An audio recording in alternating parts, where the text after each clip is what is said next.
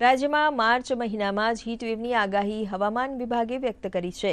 હવામાન વિભાગના જણાવ્યા મુજબ આગામી 5 દિવસ દરમિયાન રાજ્યના તાપમાનમાં 2 થી 3 ડિગ્રીનો વધારો થવાની શક્યતા છે. સાથે સૌરાષ્ટ્ર અને કચ્છમાં ગરમ પવન ફૂંકાવાની શક્યતા છે, જેના પરિણામે સૌરાષ્ટ્રના કંડલા અને પોરબંદરના વિસ્તારોમાં હીટવેવની આગાહી કરવામાં આવી છે. આ વિસ્તારોમાં સતત જમીન પરથી ફૂંકાતા પવનને કારણે ગરમ હોવાનું પ્રમાણ વધવાની શક્યતા છે, તેમ હવામાન વિભાગના વૈજ્ઞાનિક અભિમન્યુ ચૌહાણે જણાવ્યું હતું.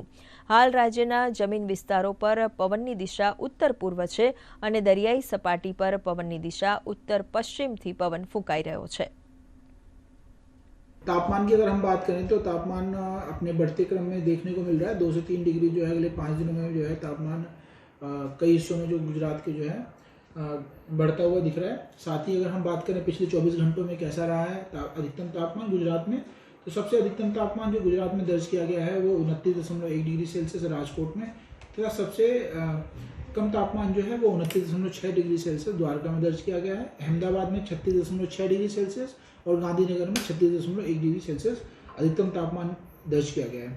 हम आने वाले 5 दिनों के लिए जो है सौराष्ट्र कच्छ के जो है 1-2 हिस्सों में जो है हीट वेव भी जो है उसकी पॉसिबिलिटी बनती दिख रही है. और अगले 5 दिनों में जो है जैसे कच्छ रीजन तथा पोरबंदर जो है डिस्ट्रिक्ट में जो है हीट वेव जो है अगले 5 दिनों के लिए जो है जारी की गई है.